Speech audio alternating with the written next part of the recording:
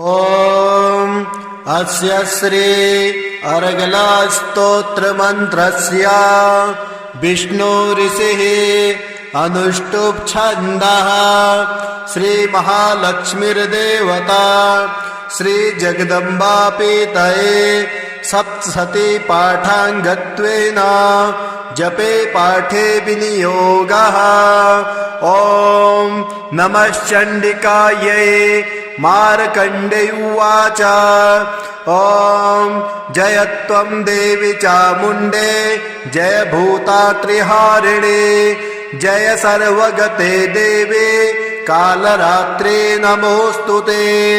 जयन्ते मङ्गलाकाले भद्रकाले कपालिने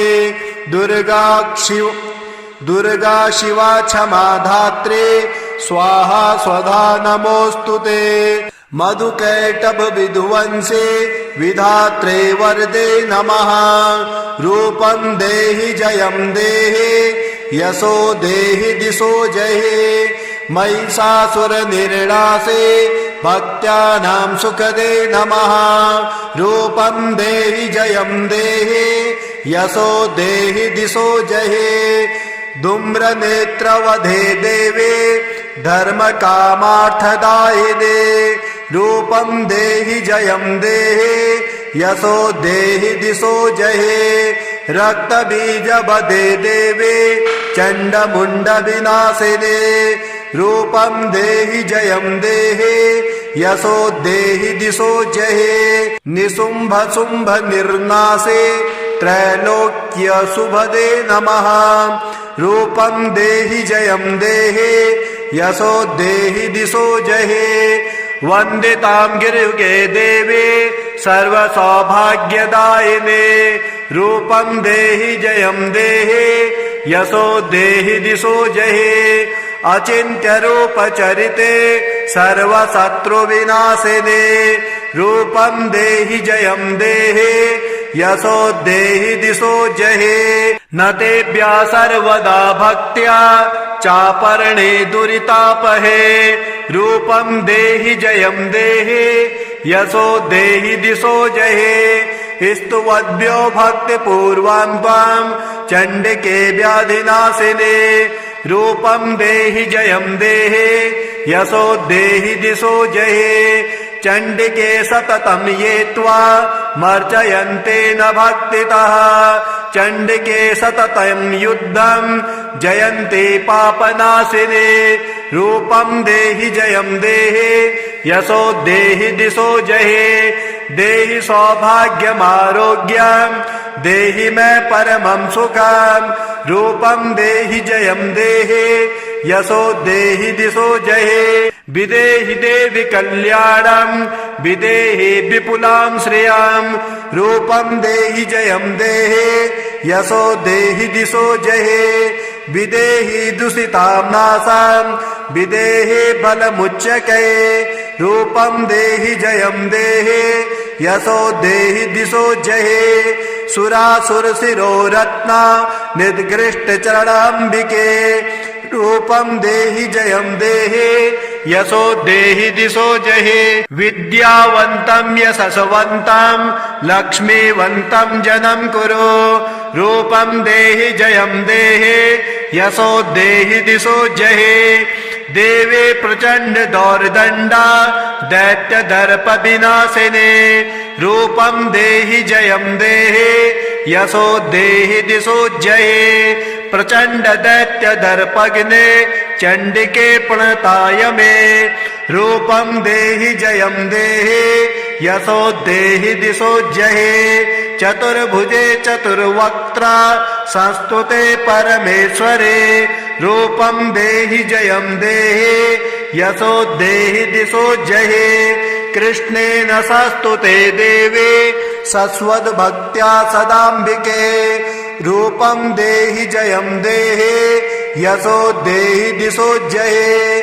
हिमाचलसुतानाथा संस्तुते परमेश्वरे। रूपं देहि जयं देहि यशो देहि दिशो जहि।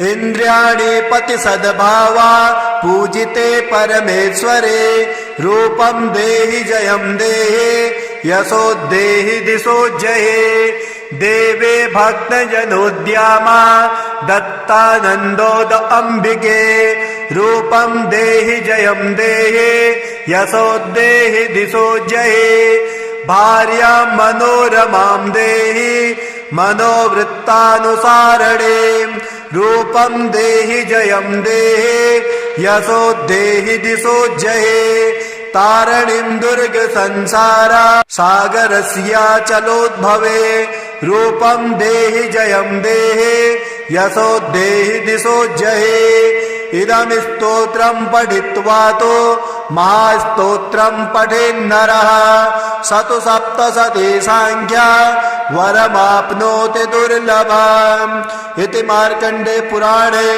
अर्गलास्तोत्रं समाप्तम् अथ कीलकस्तोत्रम् ॐ अस्य श्री कीलक मंत्रस्य शिव ऋषिः अनुष्टुप् छन्दः श्री महासरस्वती देवता श्री जगदम्बा प्रीत्यर्थम् सप्तशती पाठाङ्गत्वेन जपे पाठे विनियोगः ॐ नमश्चण्डिकायै मार्कण्डे उवाच विशुद्धज्ञानदेहाय त्रिवेदे दिव्यचक्षुषे श्रेया प्राप्तिनिमित्ताय नमः सोमार्धधारिणे सर्वमेतद्विजानीय मन्त्राणामपि कीलकम् सोऽपि क्षेममवाप्नोति सततं जाप्य तत्परः सिद्ध्यं तुच्चाटनादेने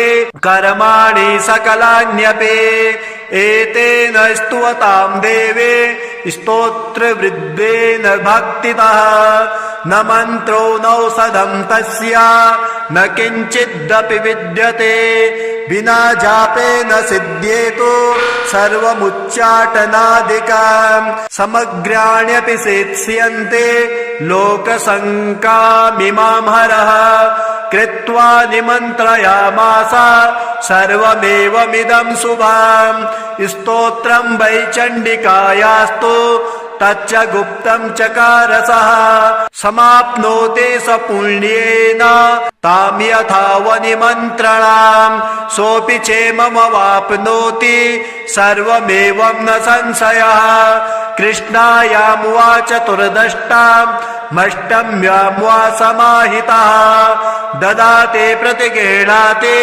नान्यथैषां प्रसीदते इत्थं रूपेण कीलेन महादेवेन कीलितम् यो निष्कीलां विधानैनां चण्डे जपते नित्यशः स सिद्धे स गणासोत्था गन्धर्वो जायते ध्रुवम् न चैवापाटवं तस्य भयं क्वापि न जायते नापमृत्युवशं याते मृत्यो च मोक्षमाप्नुयात् ज्ञात्वा प्रारम्भ कुर्वेत य कुर्वाणो विनश्यते ततो ज्ञात्वैव सम्पूर्णमिदं प्रारभ्यते बुधैः सौभाग्यादि च यत्किञ्चित् दृश्यते ललनाजने तत्सर्वं तत्प्रसादेन तेन जाप्यमिदं शुभम् सनस्तु जप्यमानेऽस्मिन्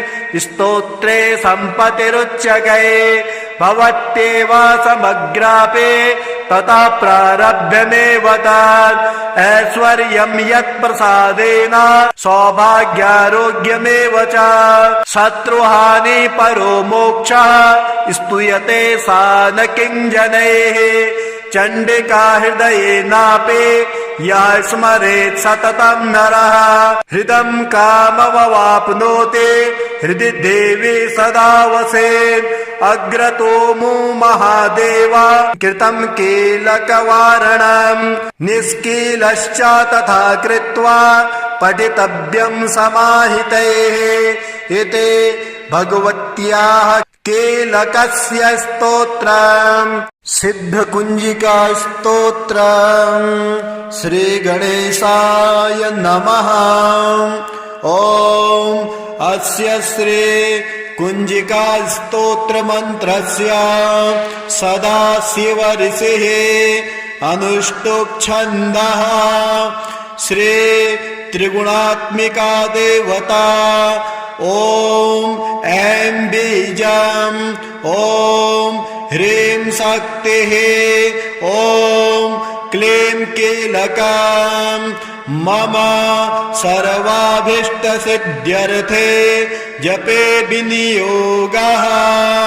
शिव उवाच शृणु देवे प्रवक्ष्यामि कुञ्जिका स्तोत्रमुत्तमम् येन मन्त्रप्रभावेण चण्डे जापः शुभो भवेत्। न कवचं नार्गलस्तोत्रम् न कीलकं न रहस्यकं न सूक्तं नापि ध्यानं च न्यनासो न्य च वार्चनं कुञ्जिका पाठमात्रेण दुर्गा पाठफलं लभेत्। अतिगुह्यतरं देवे देवानामपि दुर्लभम् गोपनीयं प्रयत्नेन स्वयोनिरिव पार्वती मारणं मोहनं वसनं सम्भोच्चाटनादिकं पाठमात्रेण संसिद्ध्येत् कुञ्जिका स्तोत्रमुत्तमम्। अथ मन्त्रः ॐ ऐं ह्रीं क्लीं चामुण्डायै विच्चे ॐ ग्लौं हूं क्लीं जुं सः ज्वालय ज्वालय ज्वल ज्वल प्रज्वल प्रज्वल ऐं ह्रीं क्लीं चामुण्डायै विच्चे ज्वल हं शं लं छं फट् स्वाहा। नमस्ते रुद्ररूपिणे नमस्ते मधुमर्दिने नमः कैटभहारिण्यै नमस्ते महिषार्दिने नमस्ते शुम्भहन्त्रे च निशुम्भासुरघातिने जाग्रतं मे महादेवे जपं सिद्धिं कुरुष्व मे। ऐङ्कारे सृष्टिरूपायै ह्रीङ्कारे प्रतिपालिका क्लीङ्कारे कामरूपिण्यै बीजरूपे नमोऽस्तु ते।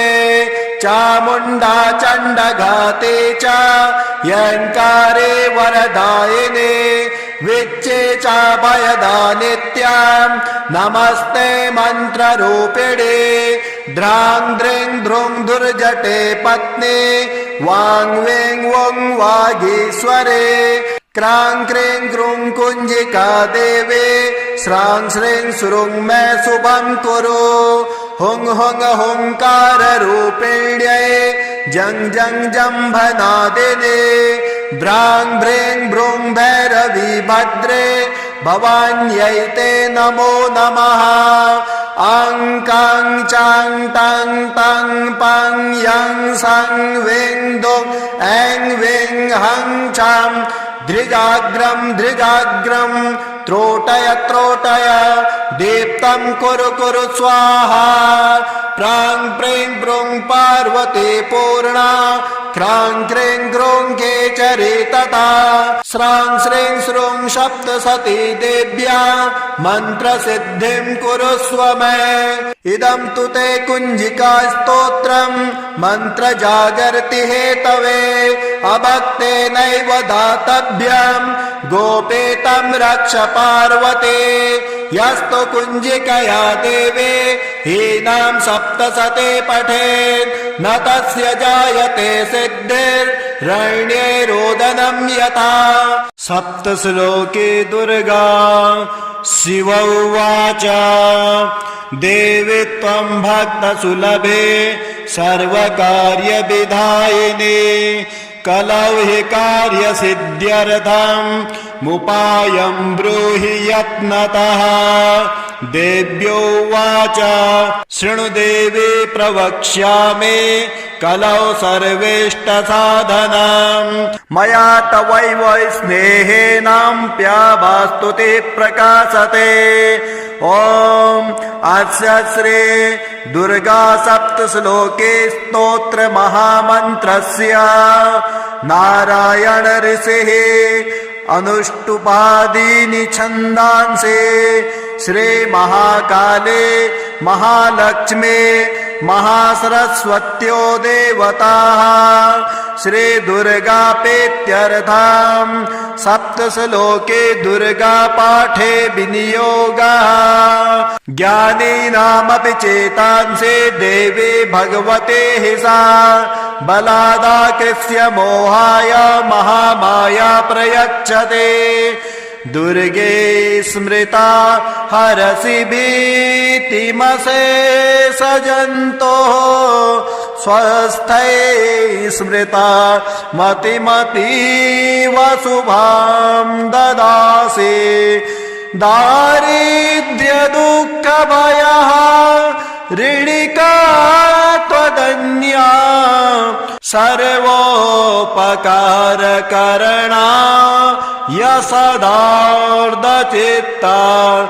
सर्वमङ्गलमाङ्गल्ये शिवे सर्वार्धसाधिके शरण्ये त्र्यम्बके गौरे नारायणी नमोऽस्तुते। शरणागत दीनार्थ परित्राणपरायणे सर्वस्यार्तिहरे देवी नारायणी नमोऽस्तुते। सर्वस्वरूपे सर्वेशे सर्वशक्ते समन्विते भयेभ्यस्त्राहि नो देवी दुर्गे देवी नमोऽस्तुते। रोगानशेषा न पहंसि तुष्टा रुष्टा तु कामान् सकलानभीष्टान्। त्वामाश्रितानां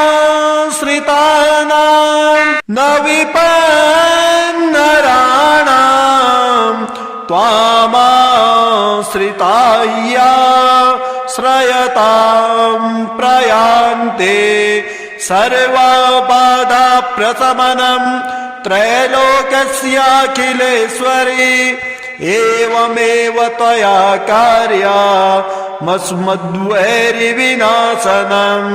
ॐ अस्य श्री अर्गला स्तोत्र मंत्रस्य विष्णु ऋषिः अनुष्टुप् छन्दः श्री महालक्ष्मीर्देवता श्री जगदम्बापीतये सप्तशती पाठाङ्गत्वेन जपे पाठे विनियोगः। ॐ नमः चण्डिकायै। मार्कण्डेय उवाच ॐ जय त्वं देवी चामुण्डे जय भूतात्रिहारिणे जय सर्वगते देवे कालरात्रे नमोऽस्तुते। जयन्ते मङ्गलाकाले भद्रकाले कपालिने दुर्गा शिवा क्षमा धात्रे स्वाहा स्वधा नमोऽस्तुते। मधुकैटभ विध्वंसे विधात्रे वरदे नमः। रूपं देहि जयं देहि यशो देहि दिशो जये।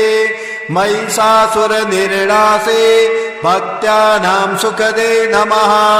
रूपं देहि जयं देहि यशो देहि दिशो जये। धूम्रनेत्रवधे देवे धर्मकामार्थदायिने। रूपं देहि जयं देहि यशो देहि दिशो जये। रक्तबीजवधे देवे चण्डमुण्डविनाशिने। रूपं देहि जयं देहि यशो देहि दिशो जये। निशुम्भ शुम्भ निर्नाशे त्रैलोक्य शुभदे नमः। रूपं देहि जयं देहि यशो देहि दिशो जहे। वन्दितां गिरियुगे देवी सर्वसौभाग्यदायिने। रूपं देहि जयं देहि यशो देहि दिशो जहे। अचिन्त्य रूप चरिते सर्वशत्रुविनाशिने। रूपं देहि जयं देहि यशो देहि दिशो जहे। न तेभ्यः सर्वदा भक्त्या चापर्णे दुरितापहे। रूपं देहि जयं देहि यशो देहि दिशो जहे। स्तुवद्भ्यो भक्तिपूर्वं त्वां चण्डिके व्याधिनाशिने। रूपं देहि जयं देहि यशो देहि दिशो जहे। चण्डिके सततं ये त्वामर्चयन्ते न भक्तितः। चण्डिके सततं युद्धं जयन्ते पापनाशिने।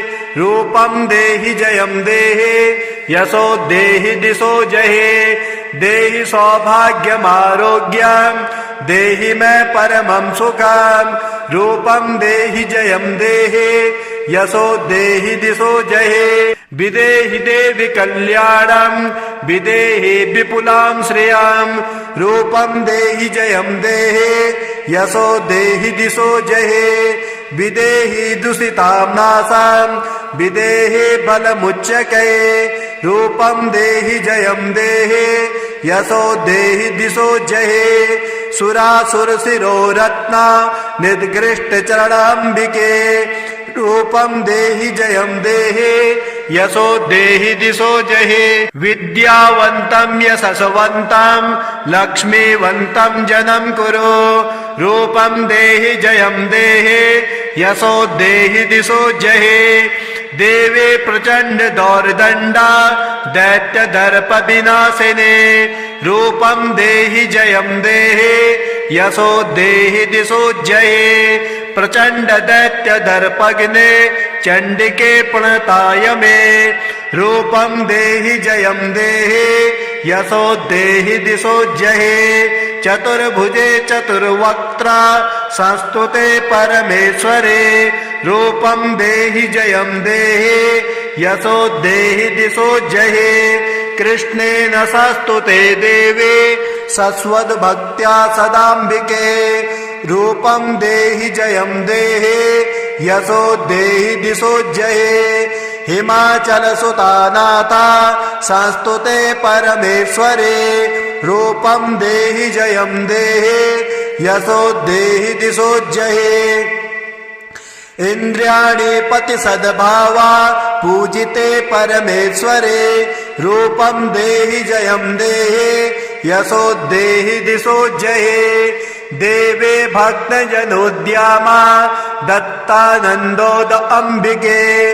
रूपं देहि जयं देहि यशो देहि दिशो जहे। भार्यां मनोरमां देहि मनोवृत्तानुसारणे। रूपं देहि जयं देहि यशो देहि दिशो जहे।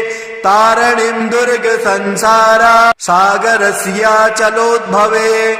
रूपं देहि जयं देहि यशो देहि दिशो जहे। इदं स्तोत्रं पठित्वा तो महास्तोत्रं पठेन्नरः स तु सप्तशती संख्या वरमाप्नोति दुर्लभम्। इति मार्कण्डे पुराणे अर्गलास्तोत्रं समाप्तम्। अथ कीलकस्तोत्रम्। ओम अस्य श्री कीलक मंत्रस्य शिव ऋषिः अनुष्टुप् छन्दः। श्री महासरस्वती देवता श्री जगदम्बा प्रीत्यर्थं सप्तशती पाठाङ्गत्वेन जपे पाठे विनियोगः। ओम नमश्चण्डिकायै।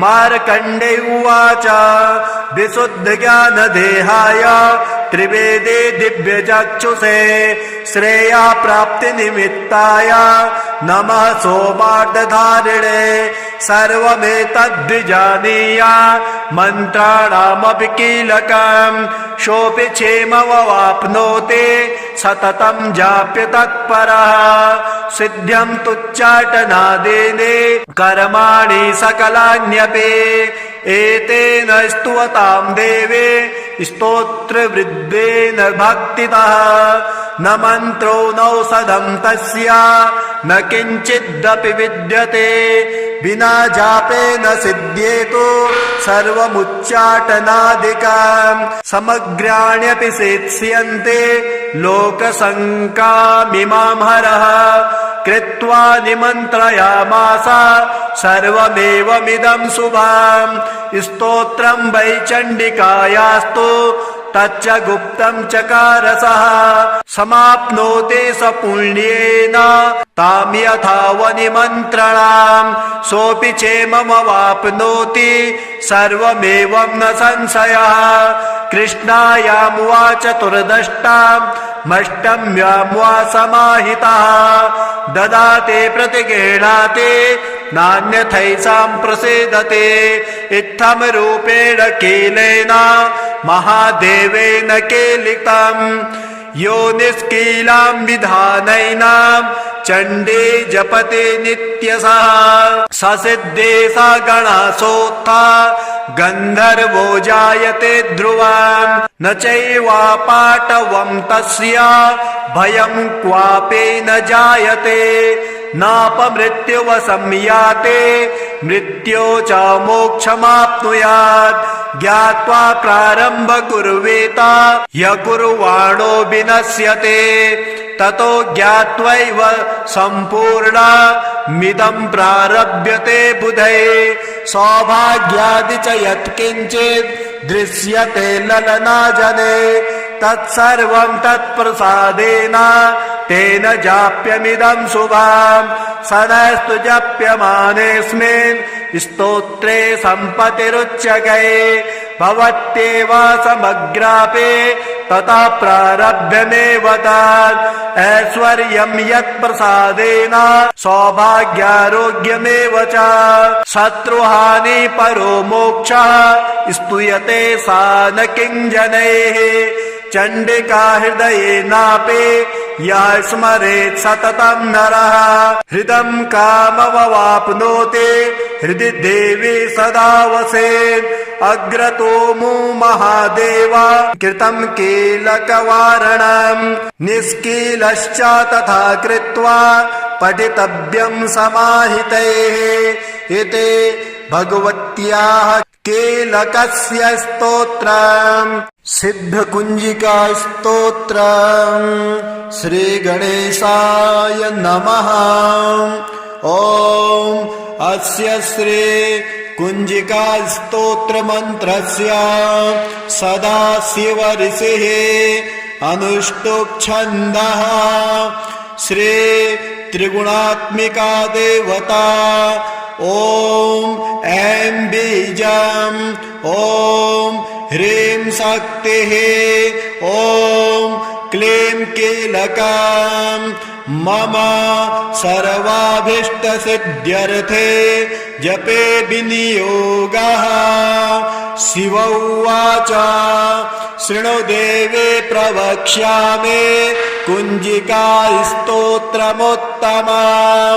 येन मन्त्रप्रभावेण चण्डे जापः शुभो भवेत् न कवचं नार्गला स्तोत्रम् न कीलकं न रहस्यकं न सूक्तं नापि ध्यानं च न्यनासो न्यच वार्चनं कुञ्जिका पाठमात्रेण दुर्गा पाठफलं लभेत् अतिगुह्यतरं देवे देवानामपि दुर्लभम् गोपनीयं प्रयत्नेन सयोनिरिव पार्वती मारणं मोहनं वसनं सम्भोच्चाटनादिकं पाठमात्रेण संसिद्ध्येत् कुञ्जिका स्तोत्रमुत्तमम् अथ मन्त्रः ॐ ऐं ह्रीं क्लीं चामुण्डायै विच्चे ॐ ग्लौं हूं क्लीं जुं सः ज्वालय ज्वालय ज्वल ज्वल प्रज्वल प्रज्वल ऐं ह्रीं क्लीं चामुण्डायै विच्चे ज्वल हं शं लं छं फट् स्वाहा नमस्ते रुद्ररूपिणे नमस्ते मधुमर्दिने नमः कैटभहारिण्यै नमस्ते महिषार्दिने नमस्ते शुम्भहन्त्रे च निशुम्भासुरघातिने जाग्रतं मे महादेवे जपं सिद्धिं कुरुष्व मे ऐङ्कारे सृष्टिरूपायै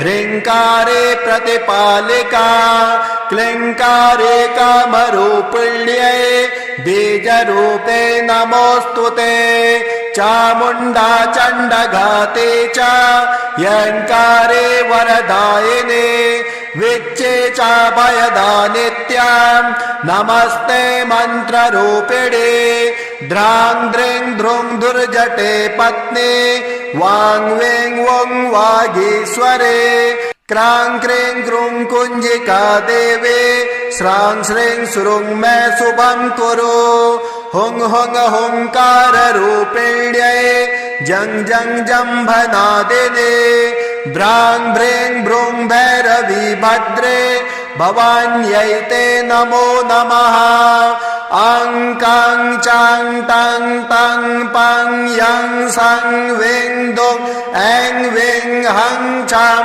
धृजाग्रं धृजाग्रं त्रोटय त्रोटय दीप्तं कुरु कुरु स्वाहा प्रां प्रीं प्रूं पार्वती पूर्णा क्रां क्रीं क्रूं केचरी तथा स्रां श्रीं श्रूं सप्तसती देव्या मन्त्रसिद्धिं कुरुष्व मे इदं तु ते कुञ्जिका स्तोत्रं मन्त्रजागर्ति हेतवे अभक्तेनैव दातव्यं गोपेतं रक्ष पार्वते यस्तु कुञ्जिकया देवे हीनां सप्तशते पठेत् न तस्य जायते सिद्धिर्रण्ये रोदनं यथा सप्तश्लोके दुर्गा शिव उवाच देवी त्वं भक्तसुलभे सर्वकार्यविधायिने कलौ हि कार्यसिद्ध्यर्थं मुपायं ब्रूहि यत्नतः देव्योवाच शृणु देवी प्रवक्ष्यामि कलौ सर्वेष्टसाधनं मया तवैव स्नेहेनाप्याभास्तुति प्रकाशते ॐ अस्य श्री दुर्गा सप्तश्लोके स्तोत्र महामन्त्रस्य नारायण ऋषिः अनुष्टुपादीनि छन्दांसि श्री महाकाले महालक्ष्मी महासरस्वत्यो देवताः श्री दुर्गापेत्यर्थं सप्तश्लोके दुर्गा पाठे विनियोगः ज्ञानीनामपि चेतांसि देवी भगवते हि सा बलादाकृष्य मोहाय महामाया प्रयच्छते दुर्गे स्मृता हरसि भीतिमशेषजन्तोः स्वस्थै स्मृता मतिमतीव शुभां ददासि दारिद्र्यदुःखभयः ऋणिका त्वदन्या सर्वोपकारकरणा यसदार्धचित्ता सर्वमङ्गलमाङ्गल्ये शिवे सर्वार्धसाधिके शरण्ये त्र्यम्बके गौरे नारायणी नमोऽस्तु ते शरणागत दीनार्त परित्राणपरायणे सर्वस्यार्तिहरे देवी नारायणी नमोऽस्तु ते सर्वस्वरूपे सर्वेशे सर्वशक्ते समन्विते भयेभ्यस्त्राहि नो देवी दुर्गे देवी नमोऽस्तु ते रोगानशेषा न पहंसि तुष्टा रुष्टा तु कामान् सकलानभीष्टान् त्वामाश्रितानां न विपन्नराणां त्वामाश्रिताया श्रयतां प्रयान्ते सर्वबाधाप्रशमनं त्रैलोक्यस्याखिलेश्वरी एवमेव त्वया कार्या मस्मद्वैरिविनाशनम्।